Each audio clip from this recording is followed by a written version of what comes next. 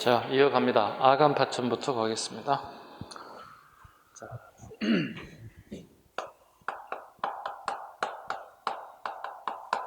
네, 러시아 공사관으로 왕이 이동했다 이런 뜻을 가지고 있습니다. 고정임금이 이제 더 이상 버틸 수가 없어서 러시아 공사관으로 이주했다. 이유는 여기 있습니다.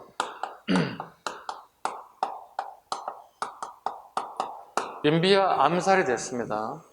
민비가 암살되다 보니 이제 다음 순서가 나겟게니 하고 이제 겁을 먹은 거예요. 그래서 민비 암살을 계기로 자신의 신변을 보호할 수 있는 게 러시아 공사관이 하고 도망간 거예요. 쉽게 얘기해서 러시아 공사관이 이동했다. 자, 러시아 공사관 이동하기 전에 먼저 춘생문 사건이 하나 있습니다. 춘생문 사건은 우리 9급하는 사람은 안 해도 됩니다.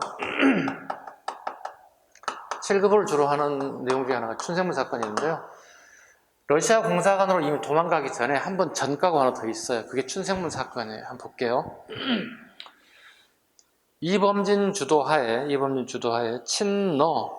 친미파들이 정권에 포위되어 있던 국왕을 미국 공사관으로 이어 옮기려고 하고 친일 정권을 타도하려 했으나 일단 실패했습니다. 요거 실패했다. 미국 가려고 실패했다. 춘생문 사건입니다. 그 다음에 아간 파천 보겠습니다. 신변의 불안을 느낀 고종은 친러파의 권유에 따라서 러시아 공사관으로 도피하여 약 1년간 머물렀다. 여기에는 가장 핵심적인 역할을 했던 사건은 엄삼국입니다. 엄삼국이라도 좀 그렇고요. 후궁 중에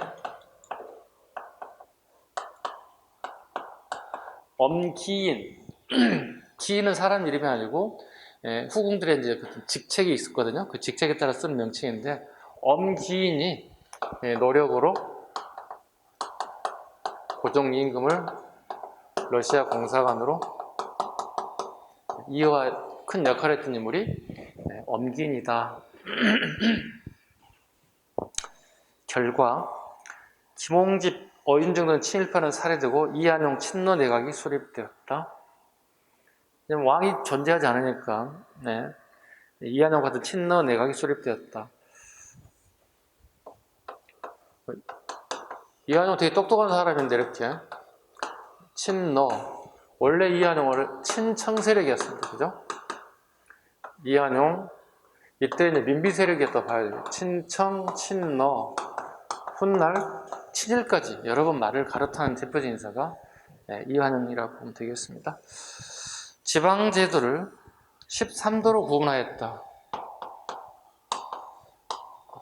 구분할 뿐만 아니라 구상이죠. 왜냐하면 실천하기는 어렵죠. 러시아 공사관에 들어있을 때 어떤 행정력을 발휘할 수는 없죠. 그렇죠? 발휘할 수 없잖아요. 13도를 생각을 했지만 아직까지 작동할 수 없었다. 그러고 난 다음에 대한제국 시기가 되면 실질적인 13도로 재편되죠.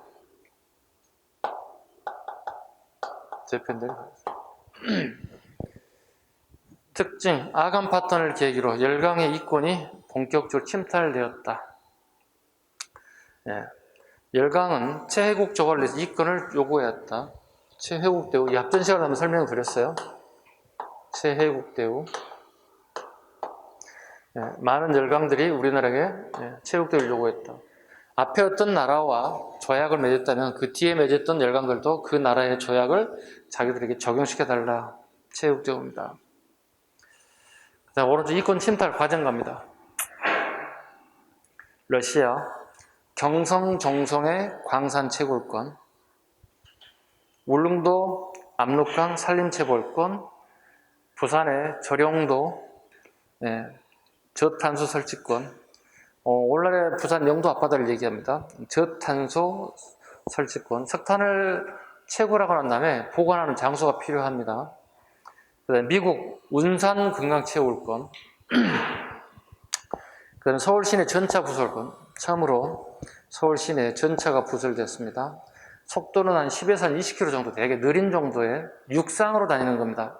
보통 우리 자동차들이 다니는 그 길로 만들어진 게 철도입니다. 그 다음에 서울 시내 전기, 처음으로 전기, 그 다음에 수도 시설권들, 그 다음에 경인선 철도부설권. 경인선은 노량진에서 제물포까지 적어놓으시죠. 경인선은 서울의 노량진에서 인천의 제물포까지. 네, 철도부설권을 미국이 가져갔지만 일본에 의해서 양도돼서 일본에 들여서 완공이 되었다 보시면 되겠습니다. 그 이유는 재정난 때문에요. 네. 프랑스 경의선, 그 다음에 독일 당현, 영국 은산, 일본 경인선 철도부설권, 경부선, 충남 직산의 금강철, 직산은 오늘 천안입니다. 천안의 금강 채굴권, 경원선, 경의선. 일본이 가장 많죠. 일본이 가장 많은 이권을 가져가게 되었다. 그럼 청나라는 평안도, 황해도 어채권, 물고기와 수산물을 채취해서는 모든 권한들을 청나라는 다 빼앗아갔다. 러일 협상, 베베르 고무라 1차, 로마노프 야마기타, 로젠 니시 협상. 이건 러시아하고 일본이 협상하는 게 1차, 2차, 3차가 있죠. 이건 9급 하신 분들 하지 마세요. 그냥 7급 하신 분들만 하라고 놔두세요. 이거 말고도 되게 많으니까. 근데 7급을 하시는 분들은 꼭 보셔야 됩니다. 그 다음에 이제 페이지 넘겨보면 534페이지 독립협회.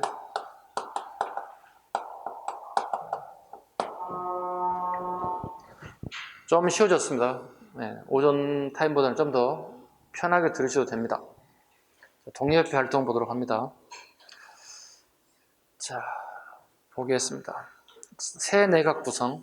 김홍짐 내각이 해산됐고 친미 성향의 인사들이 중심이 되었다. 개혁 추진 첫 번째, 단발 자유화, 머리를 짧게 자르는 자유화, 내각 폐지, 의정부 복설, 지방체제를 23부 13도로 봄앞에 별편하겠습니다.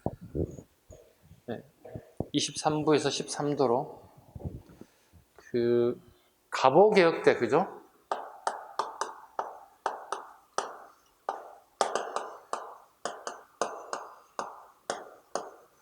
가보 2차 개혁 때 지방제도를 이렇게 23부 337군으로 만들었죠. 지극히 일본식입니다. 지극히 일본식으로 바꾼 게 23부 337군이었죠. 13도로 대한민국 13도로 바꿨습니다. 13도 때문에 나와야 될 것들이 있죠.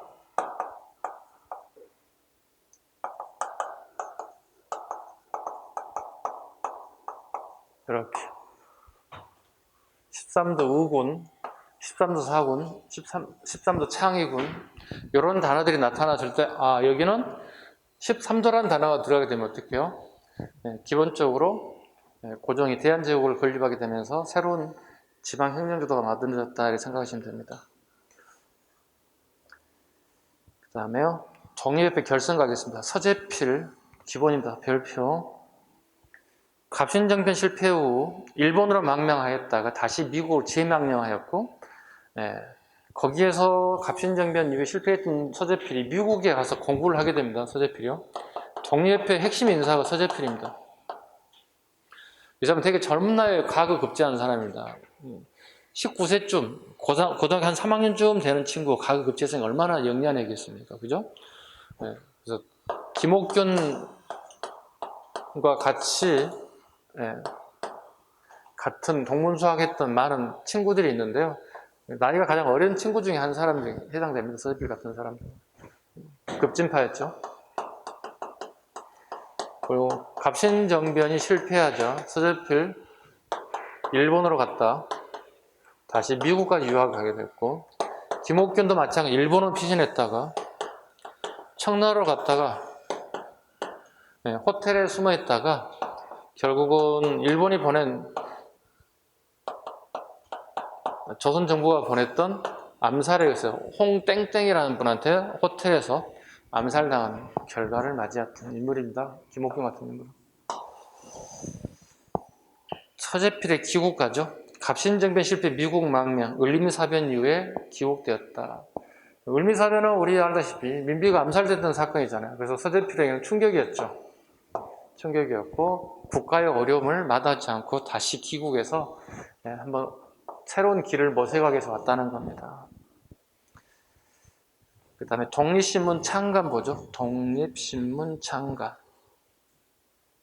자, 보겠습니다. 그 연도를 좀 적어 놓으실까요? 1896년 4월이라고. 1896년 4월에 독립신문이 창간되었다. 그 다음에 밑에 3번에 독립협회가 있죠. 여기는 7월이죠.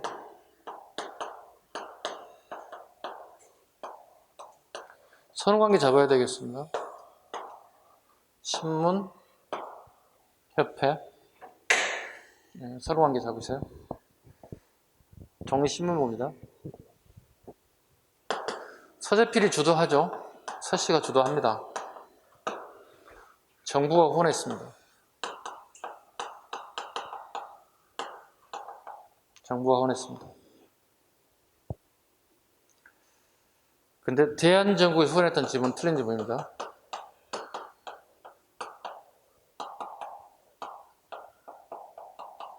마찬가지로 정부보다는 다르게 합시다. 좀 수정하세요.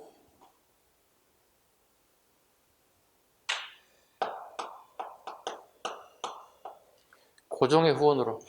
요건 맞고요. 이런 별거 아닌 게 시험에 자주 나온다는 겁니다. 이렇게.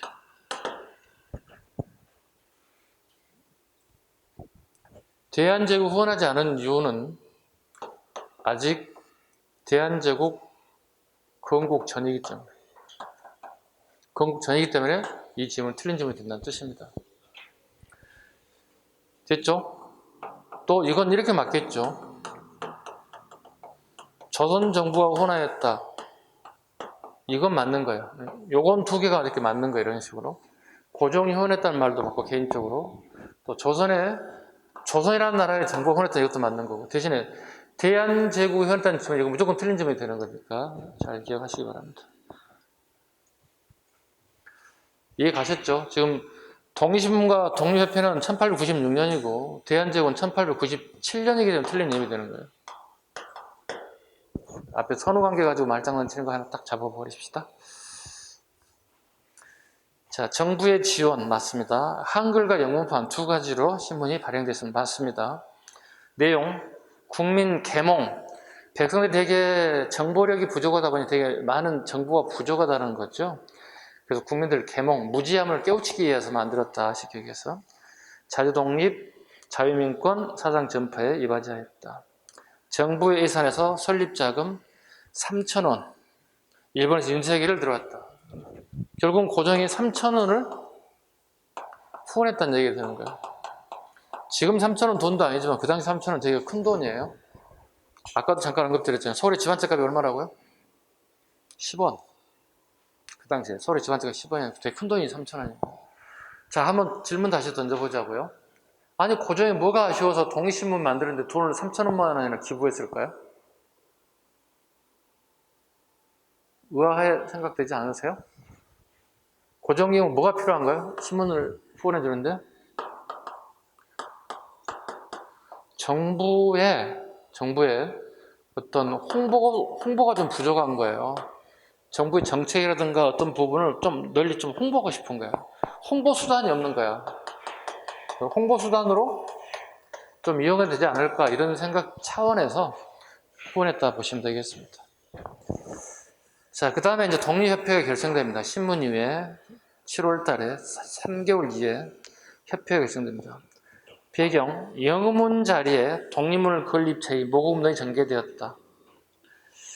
그 영음문은 청나라 사신들이 들어오는 문인데요. 우리가 우리나라의 외교관에 가서 그 영음문 앞에 가서 막 박수 치는 것이에요. 아, 어서 오십시오. 이렇게 청나라 사신을 맞이하는 장소다. 당신들의 은혜에 환영합니다. 은혜를 입어서 우리가 잘 살고 있습니다. 영음문이었습니다. 이걸 헐어내고 오른쪽 상단에 보시면 이게 독립문이에요. 보이시나요? 중간에? 네, 이 독립문을 만들었어요. 근데 좀 아쉬운 건 뭐냐면 그 독립문 제일 상단에 보시면 독립문이라고 써져 있거든요. 그게 이한용이 글을 썼다 해서 요즘에 논란이 되고 있어요. 그래서 일부 시민단체에서 독립문을 없애야 된다. 친일의 대표적인 인사였던 이한용이 글씨를 남겼다는 것은 국가의 수치다. 어떻게 이걸 문화재로 볼 수 있겠느냐 이렇게 주장하는 일부 시민단체들도 있긴 합니다만 뭐 어떡하겠어요. 이걸 문화재인데 파손할 수는 없잖아요. 그죠? 그 좌측에 있는 게 이제 독립신문이고요. 독립신문. 독립신문은 선생님 보세요. 사이즈가 이렇게 돼 있어요. 이 정도 사이즈. 책을 이렇게 펴게 되면 이 정도 사이즈예요. 독립신문의 사이즈가 이런 식으로 돼 있어요. 현재 우리가 가지고 다닐 수는 없고요. 저기 박물관에 가면 잘 전시되어 있습니다. 이런 사이즈다 보시면 되겠습니다. 그 다음에 이어서 가죠. 운영 한번 보겠습니다. 운영. 민주적 운영, 다수결. 그 다음에 영문토의 성금을 모아 독립문과 독립공을 건립. 그 다음에 7월 독립대를 창립. 그 다음에 중국 사신을 접대하던 모하관을 밑줄고 봐. 모하관. 독립관으로 개설했다. 집회장소로 행했다. 오른쪽에 독립관 보이시죠? 지금도 이거 존재합니다. 그대로 존재하고요. 집회장소로 행했다는 얘기는 뭐죠? 독립관에서 도대체 뭐 했다는 거예요? 독립관에서. 여기서 애국 개몽운동이 벌어진 장소예요. 엔드 토론회. 어떤 정책이면 정책, 어떤 이슈면 이슈에 대해서 토론의 장소로 사용됐다. 독립관입니다. 현재도 존재하고 있습니다. 자, 오른쪽에 독립회 활동가입니다. 활동. 자주, 자강, 자유. 독립회 크게 세 가지로 부르는데요. 밑줄만 그어봐요. 자주, 자강, 자유. 1번, 2번, 3번. 자유, 자강, 자유입니다. 첫 번째, 토론회. 두 번째, 고종 항공을 요구했다. 지금 현재 러시아 공사관에 이동되어 있죠. 야, 창피하다. 좀 와라. 마누라 죽었다고 공사관 도망가기 말이 되냐? 왕이 돼가지고 와야지. 죽더라도 여기서 죽어야지. 고종 항공을 요구. 그 결과 1년 만에 경운궁을 항공했다. 경운궁에 동그라미 칩니다. 시험장관 어떻게 얘기할까요? 경복궁을 항공했다 이런 단어가 들어오겠죠. 이런 지문은 틀린 지문입니다. 이렇게 맞습니다. 이건 오늘날의 덕수궁입니다. 아셨죠? 경복궁을 보통 뭐라 하죠? 왕들이 머문 곳을 갖다 정궁이라고 불러요. 그죠? 정궁에 돌아가지 않고 경운궁으로 온 이유는 제2의 민비 사건이 발생한다면 발생에 대비하기 위해서. 왜냐하면 덕수궁과 러시아 공사관은 되게 가까워요. 길 하나 건너면, 요즘쯤에 신호등 하나 건너면 바로 러시아 공사관이에요. 도망가기 위해서. 왜 도망가려고 그러죠? 아무리 날고 뛴 일본 애들도 러시아 공사관에 와가지고 나쁜 짓을 할 수가 없어요. 왜? 치해복권 지역이에요. 치해복권 지역이에요. 어떤 누구도 그 지역에 와서 그 안에 있는 누구를 해할 수도 없고 체포할 수도 없어요. 이거 치해복권이라 불러요. 치해복권지이기 때문에 앞으로 제2의 어떤 사건이 발생한다면 도망가서 빨리 내 몸을 숨기고 싶다 이런 의지를 가지고 있어요. 만민공동의 개최, 외국인의 내정 간섭, 이권 요구, 토지 요사 요구에 대하여 반환 요구를 하였다. 만민공동. 만민이라는 것은 꼭 만 명이 아니라 수없이 많은 사람이 모였다. 이렇게 얘기를 한번 보시면 되겠습니다. 독립신문, 서재필 6.1중에 의해서 창간되었다. 황성신문, 유교 혁신파의 대변주. 그 유교 학자들이 주로 만든 게 이제 황성신문입니다. 황성신문. 보통 황성신문은 그 유생들이 주로 만들었다고 얘기합니다. 살짝 적으면 돼요. 유생들이 만들었고요. 그래서 우리가 보통 동물의 순놈 안 넘어서 수신문이라고도 해요. 남성들이 중심이 돼서 만들었다. 주로 얘기는 한자로 주로 구성되어 있는 인물이 보시면 되겠습니다. 그 다음에 자강개혁, 전제 군주제를 입헌 군주제로 개혁하라 했다. 되게 중요한 단어가 나왔습니다. 우리 정치 발전사에서 아까도 잠깐 언급드렸던 부분이죠. 제일 먼저 우리 신라부터 했던 것들이 우리 보통 전제국가 이렇게 해죠. 네. 전제국가에서 입헌군주제로 이렇게. 이걸 처음 주장하는 단체가 있는데 이게 독립협회예요. 독립협회입니다, 이게. 이게 발전된 게 뭐예요, 이제? 아까도 얘기했습니다. 공화정입니다. 이게 신민회예요. 절대 잊어먹으면 안 됩니다, 이 세계는요. 처음에 자주 말장난 치는 거니까. 전제 국가에서 입헌군주제, 왕은 인정하되 헌법의 테두리 안에서 왕의 권한을 제한하자고 하는 게 입헌군주제고, 공화정은 아까도 얘기했다시피 순수하게 왕을 인정하지 않는 제도를 공화정. 그리고 국민의 참정권을 통해서 대표를 선출하는 방식을 공화정이라고 합니다. 독립협회와 신민을 잘 기억하셔야 돼요. 말장난 되게 많이 나오는 것들이니까 가장 기본적으로.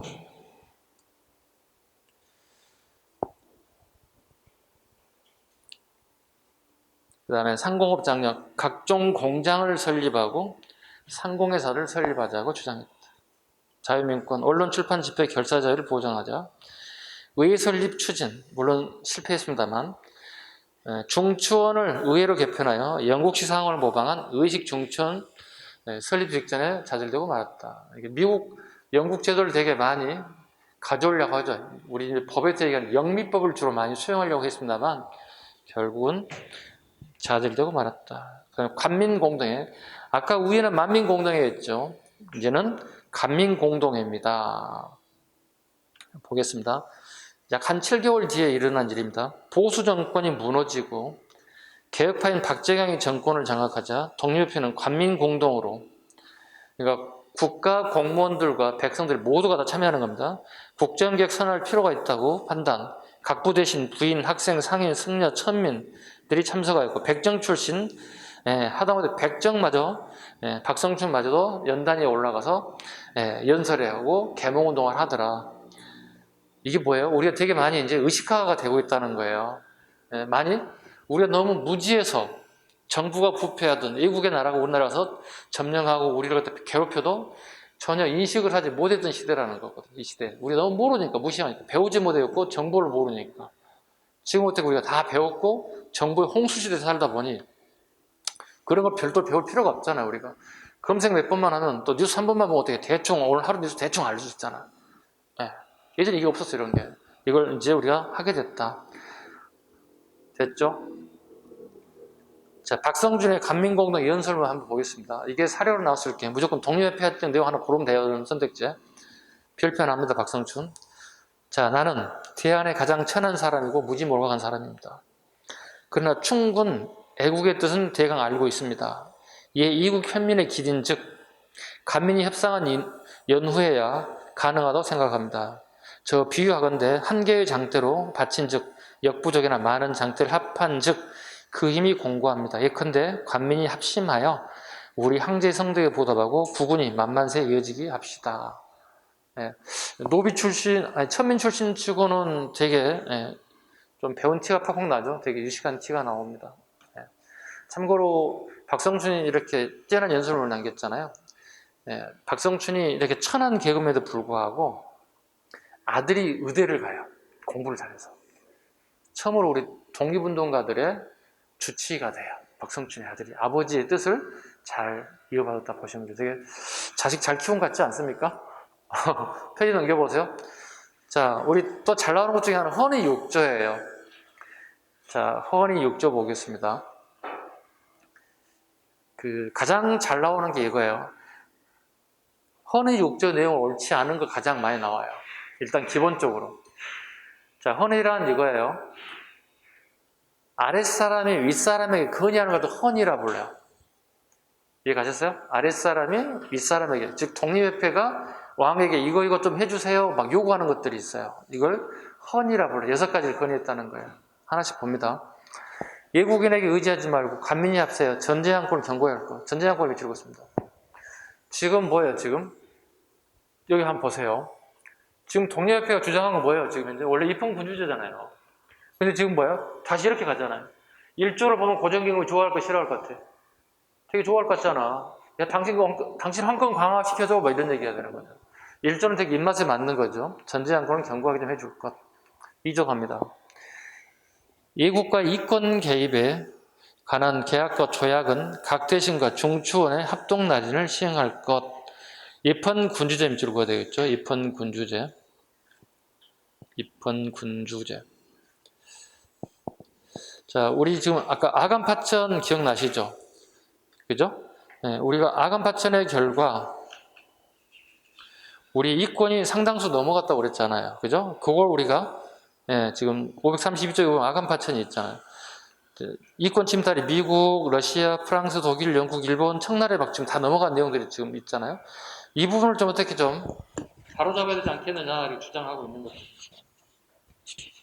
이해가셨습니까? 네. 왜 이런 걸 하냐는 얘기죠. 고정임금이 정권 유지하기 위해서 여러 나라에 이권을 나눠주는 거예요. 왜일까요? 자기의 자리를 계속 지키고 싶다는 겁니다. 네. 그게 좀 안타까운 부분이기도 합니다. 세트를 합니다. 국가 재정을 탁지부에서 전하고 탁지부 밑줄 긋습니다. 아까 가보개혁 때 뭐랬습니까? 탁지아문이었죠. 독립에 보니까 어떻게요? 탁지부가 됩니다. 다 같아요. 재정 담당하는 부분이 탁지라고 합니다. 예산과 결산 공표할 것. 그 다음에 중대범죄를 공판하되 피고인의 인권을 존중하여 자복을 시행할 것. 책임관을 임명할 때, 책임관은 고위관료라고 저러는데요. 이품 이상의 고위관료를 책임관이라 불러요. 이품 이상의 고위관료를 임명할 때는 정부의 그 뜻을 모르는 충의, 가반수에 따르게 좀 해주세요. 정해진 규정을 실천해 주시기 바랍니다. 뭐 이런 내용을 가지고 있는 게 헌의 6조입니다. 누가 건의했다고요? 독립회가 왕에게 이것 좀 해주세요. 이렇게 건의한 내용입니다. 만민과 관민공동에 구분하는 것을 좀 살펴보시고요. 독립회 해산 갑니다. 해산. 익명서 사건. 보수파 관료들이 독립회가 공화정을 실시한다고 모함하였다. 원래 독립회가 주장한 건 뭐였습니까? 여기 보시죠. 칠판. 입헌군주제죠. 근데 지금 공화정으로 한다는 얘기는 뭐야? 당신 내가 왕을 인정하지 않겠다는 얘기가 되는 거잖아. 그럼 어떻게 왕이 화가 날 수밖에 없지. 일종의 모함이라는 얘기입니다. 자, 다시 갑니다. 보수 관료들이 독립회가 공화정 실시한다고 모함을 하게 되었다. 그 결과 고종은 독립회 해산 명령과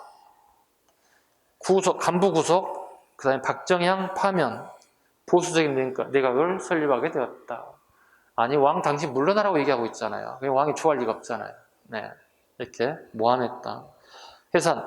독립협회가 만민공동회에서 정부를 비판. 정부가 한국협회 밑줄 긋고요. 네, 군대를 동원해, 한국협회와 군대를 동원해서 독립협회를 해산했다는 뜻입니다.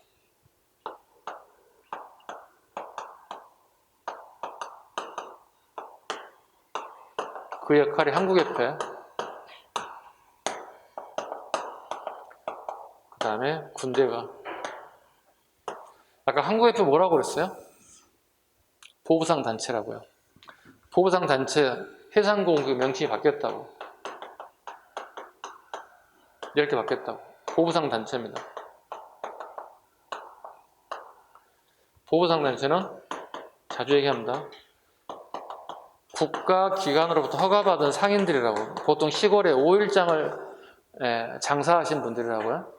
이분들이 해상공국에서 대한제국이 되면서 1897년 이후에 한국협회로 명칭이 바뀐다고. 얘네들이 독립을 해산하는데 역할을 하게 됐다. 일종의 관변단체라는 얘기를 합니다. 관변단체입니다.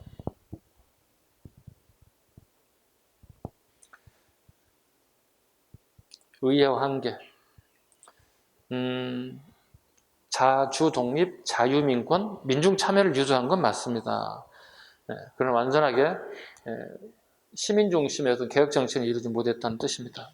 그럼에도 불구하고 독립협회가 시험에 잘 나오는 이유가 애국 계몽운동을 했다는 것 그렇습니다. 그리고 전 국민들이 되게 많이 참여하게 됐다 이런 의미를 가지고 있습니다. 됐죠? 자, 537페이지 갑니다.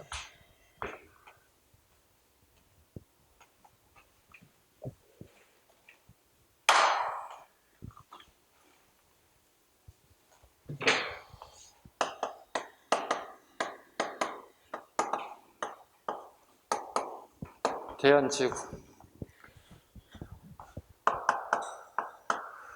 네, 우리 조선이라는 나라가 이제 이름이 바뀌었습니다. 국호가요. 황제가 주인인 나라로 명칭이 바뀌었습니다. 황제가 주인인 나라입니다.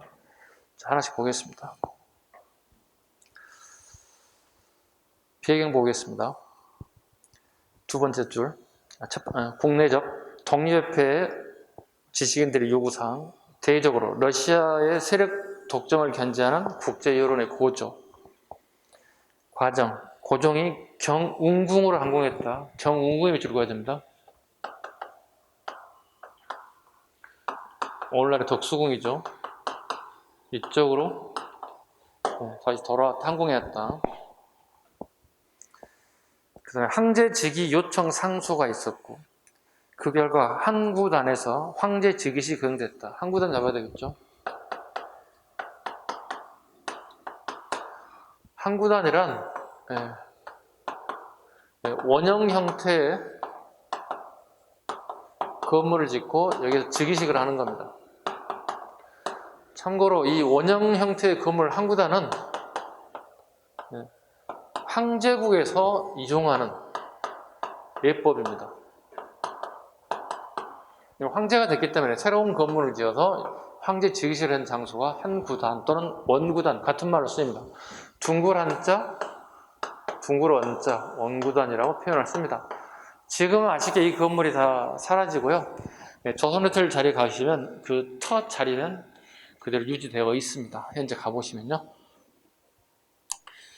자, 이게 시험에 나왔기 때문에 제가 한번 가로적기 한번 넣어놓은 게 있어요. 고려 성종 때 최초다. 즉위식은 여기 최초가 되는데요. 원구단이라고 하는 단어, 항구단이라는 단어는 이미 고려 성종 때도 이게 등장하고 있어요. 그 조선의 대한제국의 황제라고 할 수는 고종황제가 처음 항구단을 이용한 것은 틀린 점이 되는 겁니다. 이게 한번 시험에 경찰 문제 한번 나왔죠. 이제. 그리고 대한제국을 선포. 반응도 우리 7급에 나왔던 것들인데요. 일본, 러시아, 프랑스 등이 승인. 청나라 처음에는 반발. 이후 대한제국을 승인. 그 결과 한청통상조약 체결. 1899년 읽었습니다.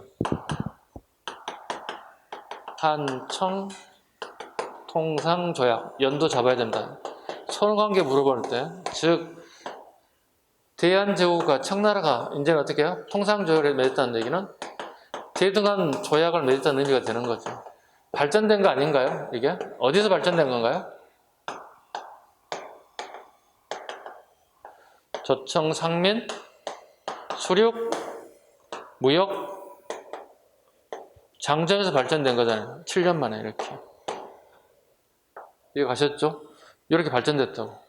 조청, 상민, 수륙, 무역, 장정에서 일방적인 조약을 맺게 되었고, 봐봐요. 장정은 봐봐봐.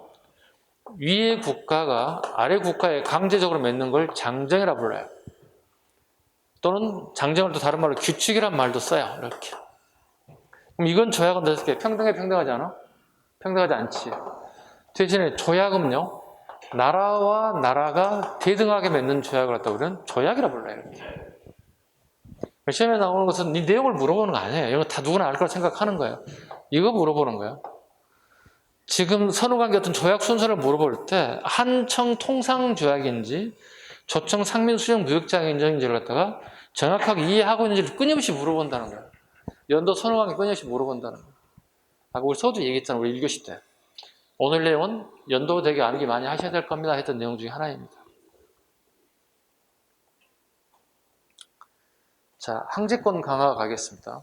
대한제국 국제를 제정했다. 보겠습니다. 대한제국 국제를 제정했다. 다시 보죠. 우리말로 하면 국가의 제도를 황제국에 맞는 제도를 개정하게 되었다. 어디에서? 교정소에서. 교정소에서. 자, 내용. 대한제국은 만국 공포에 의한 독립국이며 황제가 군 통수권, 행정권, 사법권 등 모든 권한을 갖는다고 명시하고 있습니다. 지금 현재 21세기는 사법권 못 가져가죠. 우리 대통령이, 그죠? 사법권 별도죠. 네, 군 통수권, 행정권은 대통령이 다 가져가지만, 자, 각 무게의 쭉 밑에 중에 제일 밑에 보세요. 교전소라는 게 있습니다. 교전소와 교정소를 구분하실 것. 자, 교정소는 발을 정자를 썼고요. 교전소는 법전 전자를 썼죠. 자, 대한제국 국가의 제도를 만든 것은 교정소가 되는 거고, 교전소는 달라요. 밑에 나와 있습니다. 97년 신구법식을 절충, 재반 법규를 한 가지로 모아 만들었다. 자, 보세요. 이거 우리 갑신정변 때 주장한 내용, 갑오개혁 때 주장했던 내용, 그 다음에 을미개혁 때 주장했던 내용들을 법이 되게 수천 가지가 된다고. 이걸 다시 법전을 재정리한 것은 교전소야. 법전 전자라고. 이것과 이거 구분하시라고요. 단체가 비슷해서 되게 함정을 많이 팔 거다. 교정소, 교전소. 됐어요? 구분할 수 있겠어요? 다음 모의고사에 나올 거야. 선생님 출제할 거야. 교전소와 교정소를 구분 못하시면 안 된다고. 대한제국이라는 나라가 처음 만들어지고 난 다음에 뭐예요? 그동안에 수없이 많이 나왔던 법률들이 있을 거 아니에요. 이걸 다시 정리했다고. 이걸 교전소라고 한다고. 자, 소는 관청을 의미한다고. 항상 소는 다 관청이에요. 법을 정리했다. 교전소. 대한제국이라는 나라를 새롭게 선포했기 때문에 그에 맞는 국가의 제도를 만들어야 한다. 이게 교정소라. 두가 단체가 되게 비슷한 단어가 나오기 때문에 자주 출제되고 자주 여러분 틀리는 내용들이다.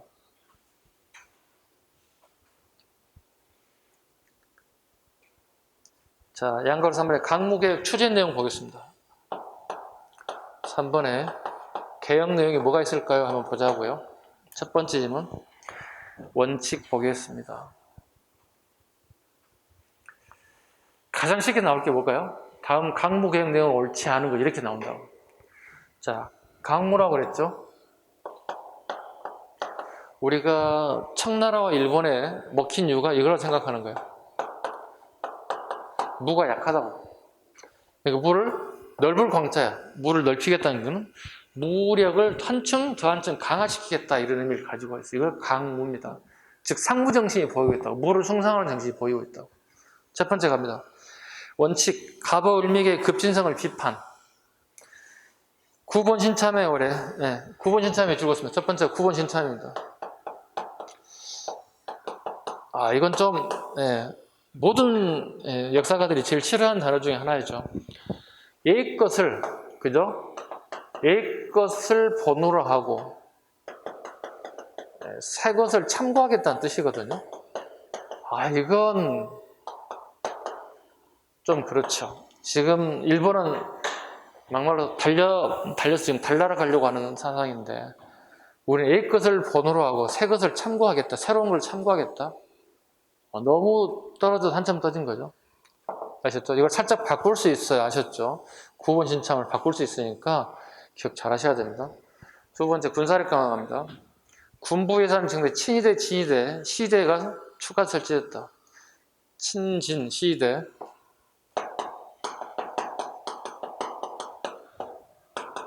친진, 친위대, 시대, 진위대가 새롭게, 즉 왕의 호의를 좀 더 강화시키고 궁중의 호의를 더 강화시키려고 했다. 왕권을 더 강화시켜야 되기 때문에. 그 다음에 무관학교를 설립했다. 물론 1년 만에 더 이상 운영할 수는 없었습니다. 이제 대표적인 인물이 우리 김자진 장군 여기 졸업생이죠. 그 다음에 이제 강화도에서 열심히 활동했던 이동희 같은 인물들. 여기 무관학교 일기생들이라고 보시면 됩니다. 대표적인 인사들입니다. 그 다음에 교전소. 교전소. 그동안에 수없이 수천 가지의 법이 만들어졌는데 이걸 다시 재정리했다. 법전을. 그래서 교전소에 하려. 교전소가 법전을 정비했다. 페이지 넘깁니다.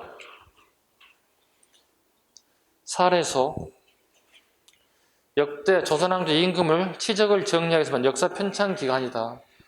사례수니까 얘기하면 되겠죠. 기록할 사자. 네. 별 의미가 없습니다. 역사를 기록하는 관청을 만들었다. 교정소. 자, 교전소를 폐지하고, 교정소는 여기 필요 없죠. 다 끝났으니까, 역할이 다 끝났다는 거. 그래서 교정소에서 대한제국의 제도를 만들겠다. 볼까요? 폐지하고 칙령의 개정을 마련하기 위해서 황제 직속기구 입법기구를 설치, 교정소가 대한국 국제 구조를 마련했다. 자, 구조 갑니다. 제1조. 대한국은 세계 만국이 공인한 자주 독립 제국이다. 제국의 동거래 맺혀요. 즉 황제국가라는 뜻이 되는 거죠. 두 번째, 대한국의 정치는 만세불변의 전제정치다. 전제정치 즐거워요. 어때요?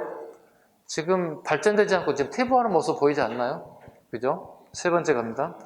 대한국 황제는 무한한 군권을 누린다. 군권의 밑줄. 5조 갑니다.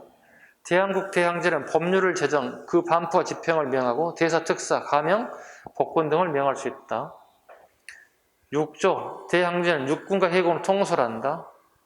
7조, 행정각부의 관계를 정하고 행정상 필요한 칙령을 바란다. 칙령의 동그라미. 왕이 직접 명령한다는 거예요. 행정명령.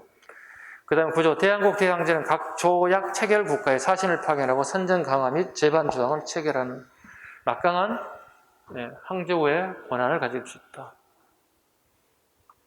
그 다음 대한제국 개혁 내용들을 하나씩 살펴보겠습니다. 의외로 이 개혁 내용이 되게 많이 나오기도 합니다. 대한제국의 개혁 내용을 하나씩 살펴봅니다. 첫 번째, 정치 파트 갑니다.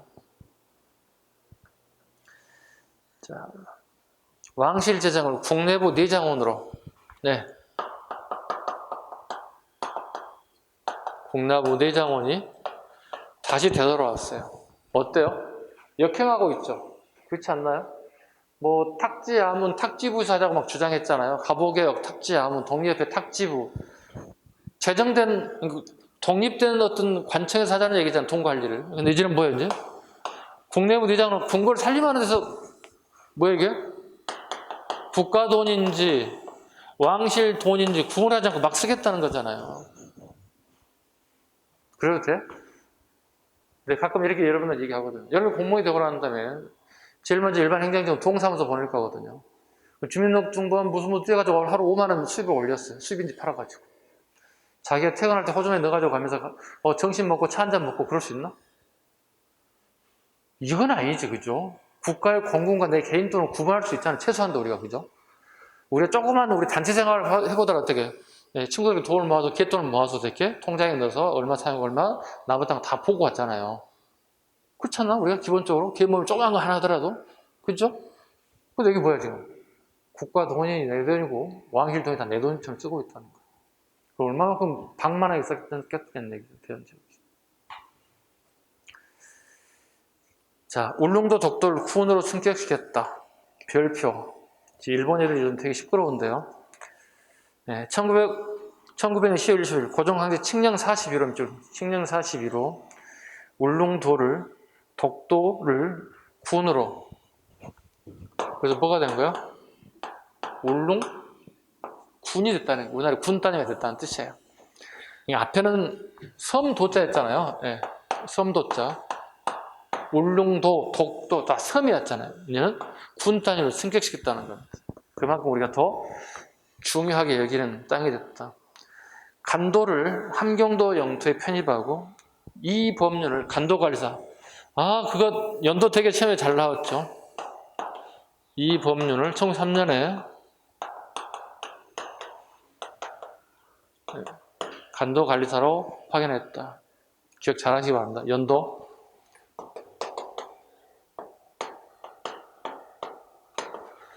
감도시차로는 1902년 구분하시면 돼요. 똑같은 이 법률이에요. 1년 차이 가지고 우리가 공무원 시험에 나와서 엄청나게 먹었던 문제 중에 하나가 이 문제입니다. 1902년에 간도시차론, 3년에 간도관리, 급이 간도관리사가 더 높아요, 시차론보다는. 그래서 같이 묶어놓으세요. 시차론하고 관리사가 1년 차이로 변경되고 있는 모습. 자, 오른쪽 경제가 들어갑니다. 경제 파트 갑니다.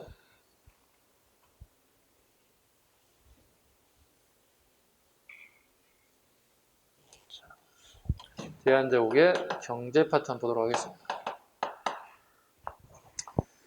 자, 양전사업. 이건 우리 일본 할 때 수없이 많이 했던 내용 중에 하나입니다. 양전사업.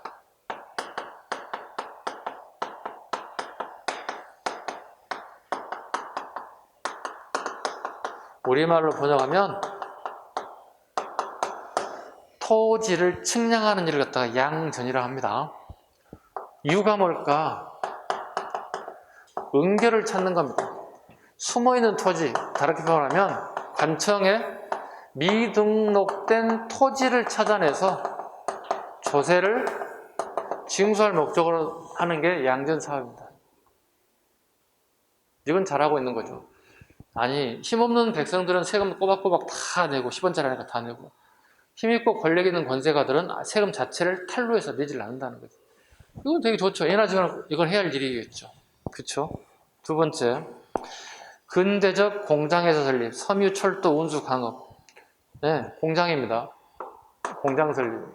이건 고정임금이 왕이되고 난 다음에 예교관들을 여러 나라에 파견하게 돼요.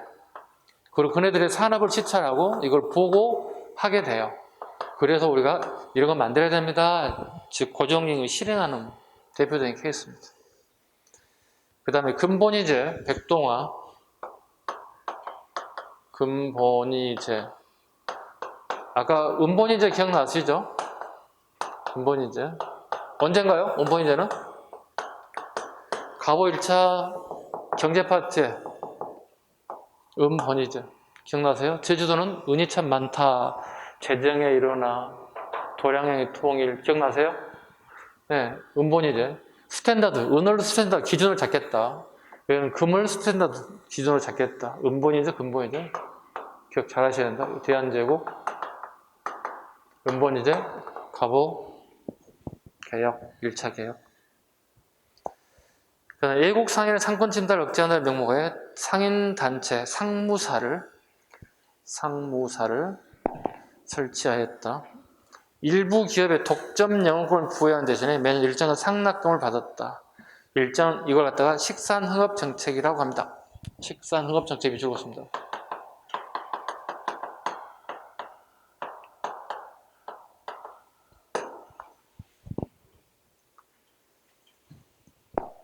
그 다음에 양전사업 지계발급에 보겠습니다. 양전사업을 예전 방식이 아니라 새로운 방식을 취하더라 하는 거예요. 사람과 기계를 전부 다 예국에 들어오더라. 첫 번째 줄 겁니다. 양지암을 설치하고, 암이란 맛은 구체화, 세부화시켰다. 어떤 분야의 전문가를 투입시켰다는 뜻이 되고요. 미국의 동그랗게 미국으로부터 측량 기계와 기계 밑줄, 측량 기사의 밑줄을 걷습니다. 받아들여 1899년까지 토지를 측량했다. 되게 고정임금은 깨어있죠. 지금 현재는 깨어있습니다. 둘째, 지계암을 설치하여 토지 소유의 권리자를 법적으로 증명하는 지계를 발급하여 등기하였다. 지계의 밑줄을 걷습니다. 가장 시험에 많이 나온 것 중에 하나가 이거예요. 대한제국의 업적 중에 하나. 이게 근대적 토지대장이에요. 선생님, 그렇다면 고려시대와 조선시대는 토지대장이라는 거 없습니까? 있죠. 그건 양안이라고 부른다고요? 양안. 이것은 지계라 불러요. 대한제국 시계는. 이게 왜 중요할까? 양안은 소유자 명칭만 적혀 있어요. 근데 우리가 집을 한번 예를 들어보자고. 우리가 집을 사게 되면 처음 우리가 새 아파트를 입주하게 되면 뭐 현대건설, 무슨 건설에서 첫 만든 사람이 그렇게 나온다고. 그리고 내가 첫 번째 주인이 되는 거예요. 그 다음 보시면 어떻게 될까요? 내가 팔았을 경우에 누구에 팔았다, 몇 년 며칠 날 팔았다 쫙 다 나온다고. 이게 지계에 다 나온다고. 그러니까 21세기, 20세기, 21세기 사용되고 있는 토지 대장과 거의 동일하다는 거야. 그만큼 지계가 잘 만들어졌다는 뜻이에요. 별 차이가 안 난다는 거예요. 지금 토지 대장과 지금 고정 황제가 만든 지계에 별 차이가 안 난다는 거예요. 되게 잘 만들어졌다. 전 주인이 누구냐, 누구에 팔려서 누구에 갔느냐, 전체가 다 한눈에 볼 수 있다는 겁니다. 그 다음에 1904년 너일 전쟁이 발발되면서 결과적으로 중단되고 말았다. 아쉽죠. 그 다음에 우익관은 빠졌습니다. 박스 위 바로 위에 개항장에서 외국인 토지 소유 인정, 이해지역의 토지 소유를 금지. 앞에 별표 한 3개 갑니다. 별표 한 3개 하고 난이도 올려가고 별표 3개 합니다. 이렇게. 개항장에서는, 부산, 온산, 인천항에서는 외국인들이 우리나라에 토지를 소유할 수 있다는 겁니다. 그러나 그 지역 이외에 부산, 온산, 인천 이외 지역은 금지시켰다. 군사파트 갑니다. 육군연병대 원수부를 설치했다. 원수임이 줄었습니다. 그리고 황제가 육해군을 통솔하게 되었다.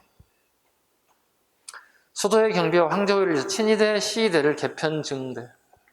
친위대, 시위대. 자신의 왕의 친위대를 증가시켰다. 지방의 친위대, 주로 강화도하고 전주 같은 데만, 친위대 밑에 적습니다. 강화도, 전주, 전라북도 전주, 그 다음에 인천의 강화도 지역에 주로 친위대가 만들어졌다. 특히 친위대에 아까 방금 얘기했던 이동희 같은 사람, 아까 어디 있어 사관학교 나오신 분, 아까 김자진 장군 이동희 할 때 그런 분들이 하였다. 그래서 이동희 같은 경우에는 여기서 열심히 했습니다만 누군가가 비리를 몰아서 때려쳐버려요. 비리가 아닌데도. 그걸 나중에 되게 독립운동에 헌신하신 분이 이동희라는 분이죠. 그 다음에 해군 신설 계획하고 일본의 군함을 구입하겠다. 그 이름이 양모호입니다. 양모호 밑줄하는 것이죠. 그 일본 애들이 이제 그 패선 일보 직전에 배를 우리가 사들였어요. 그걸 군함으로 개조했다 보시면 되겠습니다. 그런 의미 이해는 특별하게 전력이 향상됐다 그런 내용은 없습니다. 교육. 95년 교육입국 조서 반포현 신교육령. 자, 조서의 동그라미, 교육령의 동그라미. 조서를 반포해, 조서라는 것은 다 이렇게 날 하고 싶어, 이렇게 해도 돼, 이렇게 얘기하는 거고. 영이라는 것은 학교를 만들어! 명이 내려진 거. 이때부터 처음으로 서울에 초등학교 4개가 만들어지기 시작해요. 그 유명한 종로를 준비로 한 4개 초등학교가 만들기 시작합니다. 그 결과 소학교, 중학교, 사범학교. 그 사범학교는 꼭 기억하셔야 됩니다. 지금 현재 사범대가 아닙니다. 그 종합대학 하면 사범대라는 게 있죠. 나중에 이제 중학교, 고등학교 이제 선생님들 이렇게 되는 준비하는 과정에 있는 게 이게 아니라는 거. 현재 사범대가 아닙니다. 즉 다르게 표현하면 아직까지 대학이라고 하는 단계가 아직 안 나온다는 뜻입니다. 아셨죠? 그럼 선생님 여기 뭐예요? 여기는 지금 현재 여기에 나와 있는 건 이거 뭐예요? 이렇게 한다면 초학교, 중학교, 사범학교에서 여기서 말하는 사범은 교원 양성서예요. 자, 초등학교, 중학교 학생들 누군가 가르쳐야 될 거 아니겠습니까? 그럼 최소한도 중학교 졸업 이상자들에게 일정 기간 동안 최소 5개월, 6개월 정도 교육시키고 발령을 내주는 거예요. 그럼 초등학교, 중학생을 가르쳐줄 능력을 가진다는 뜻이죠. 지금 생각하면 어떻게 해요? 우리 전부 다 교원 될 수 있지 않나? 다 중학교 이상의 학력을 다 가지고 있으니까. 그렇겠죠? 그런데 그 시기에 중학교만 나와도 되게 공부를 많이 하는 거죠. 그 시기 거의 무학이었으니까, 대부분이. 왜? 공부를 해야 한다는 그 인식 자체가 없던 시절이니까. 양반들만 어떻게 공부했던 시대였으니까 그렇습니다. 유학생 파견 있었다 정도. 기타 갑니다. 1900년 만국우편연맹에 가입, 즉 국제우편연맹에 가입했다는 뜻이에요. 그래서 1900년, 이건 주로 한능검이 주로 잘 나오는 문제 중에 이겁니다. 1900년에 만국우편연맹에 가입했다. 다르게 표현하면 서울과 LA면 LA, 영국이면 영국 어느 도시에 우리가 편지를 주고받고 왕래할 수 있는 시기가 왔다는 거죠. 이렇게 나오죠, 가끔씩. 미국에 유학 간 친구에게 편지를 보냈더니 미국에서 좋은 선물을 사서 서울에 살고 있는 친구에게 보냈다. 이 친구가 서울에 살고 있는 이 친구가 서울에서 볼 수 있는 문화재로 옳은 거 물어본다.